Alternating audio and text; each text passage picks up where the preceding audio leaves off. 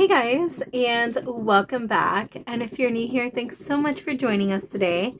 So there was a potluck going on at the Peace River RV Resort, and it was an Italian themed potluck. And if you typically follow me on Instagram, you know that I share our food and sometimes even cook-alongs on IG stories. Well, I decided to go ahead and download those stories and include them here as a vlog for you, since we have gotten so many requests for cooking vlogs.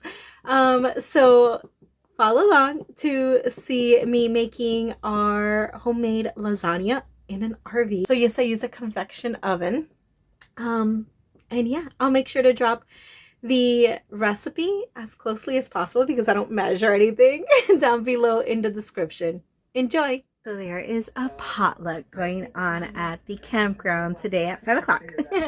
And I love potlucks. I think they're so much fun, getting to meet other campers and sharing food. And then of course cooking. You guys know how much I love cooking. So I believe on the paperwork for this week it said that it was an Italian theme. So I signed up on the sheet that says who's coming and what dish they're bringing, that I'm going to take beef lasagna. So I am making a lasagna. I'm going to share with you how it is that I do my process. My lasagna is a little bit different than most lasagnas. First off, my beef, I season it Cuban version like we do picadillo. But the cheeses, that's where it comes in a little bit different. I don't do a traditional cheese mix, I guess I should say. And anytime I've shared my lasagna with anyone, they're like, oh, this is awesome. This is different than what I'm used to. What do you do differently? So I'm going to share with you what it is that I do. So I've put my water to boil, waiting for that to start boiling so that I can throw in some salt and then the lasagna. I've got all my seasonings. I got my marinara sauce. I went with a fire roasted tomato. I got the ground beef, and I am chopping my veggies that goes inside the beef, the picadillo. So the green peppers, the red peppers, the onions, the garlic, and I will cook that up and then throw the beef in it and cook that together and then throw the sauce in it. So let's finish chopping. Alrighty, so I finished dicing my onions, red peppers, and green peppers, and guess what? The water already started boiling, so I'm going to throw some salt in there and throw the lasagna in there as well. I'm going to throw a little bit of oil on this pan and start sauteing the veggies until they're nice and translucent. Lexi.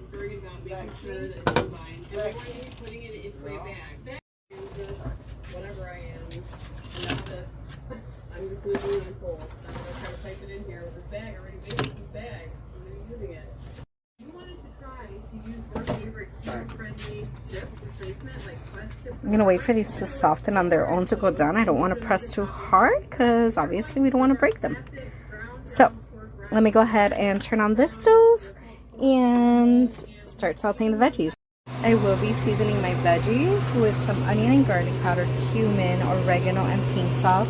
Not the parsley just yet. And then I'm going to leave them in here until they get translucent.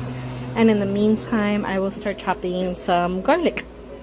I will admit I would typically use basically a whole head of garlic, but I didn't have that much. I only had half. I thought I had more. So I'm using what I have. I'm going to go ahead and throw this in with the sauteed veggies now. Typically around this point, I would add in some tomato paste to basically make a sofrito for the picadillo. But I'm opting out of that step because once the meat is done, I'm going to be adding in the marinara sauce. So I don't want it to be too tomatoey. So let's go ahead and throw in the 3 pounds of ground beef. Season it with the parsley, the oregano, the sazon, the garlic powder, the cumin. Okay, meat is in, it's broken up, it's seasoned. I'm just going to stir, and every so often keep stirring to make sure that it's fully cooked. Okay, so the beef is almost done cooking, but there's a lot of liquid oil and water that it's let out. So to help it cook a little bit faster and to make it a little bit healthier, I'm going to go ahead and drain this in my colander to get rid of all of this liquid and fat, and then continue cooking. Being that I live in an RV and don't want all that grease in our pipes, I switched out my colander so it'll get reserved in there, and once it cools off I can throw it in the trash.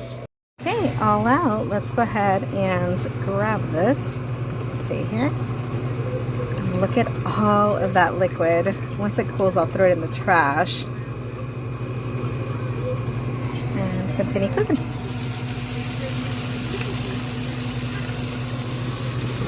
So two things. I'm going to go ahead and throw this inside with the meat. I'm just going to reserve a little bit of it, not much, so that I can put it in the bottom of the lasagna pan. And I'm going to go ahead and drain out the lasagna into this colander. Now that water, I don't mind going down the drain.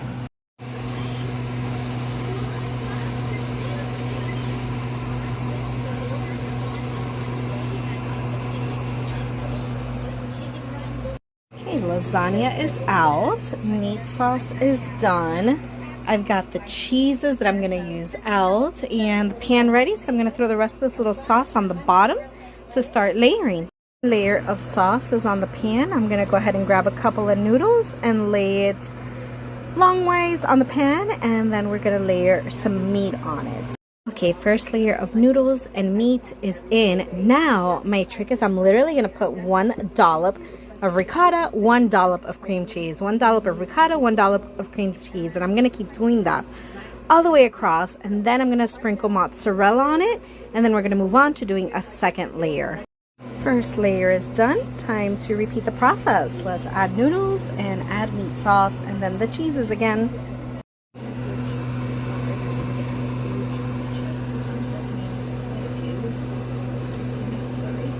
And here we go again.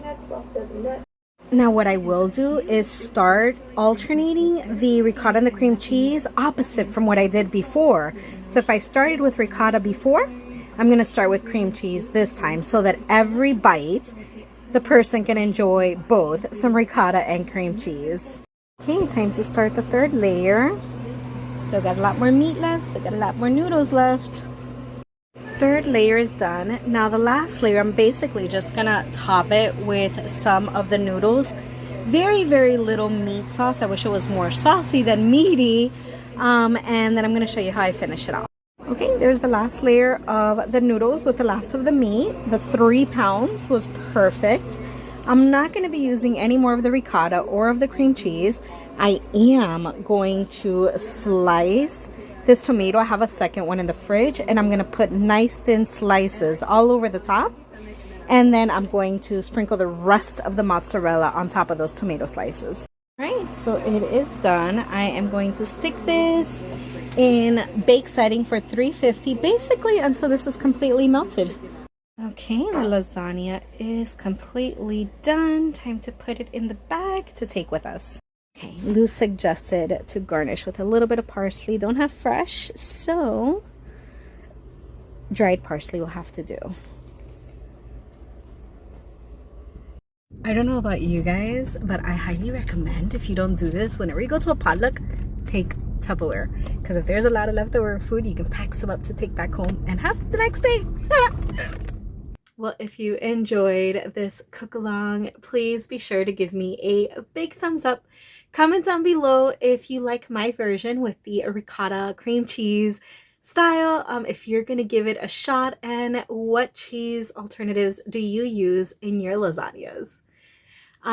If you haven't yet, please be sure to subscribe, and we will see you in the next vlog. Thanks for watching. Bye guys.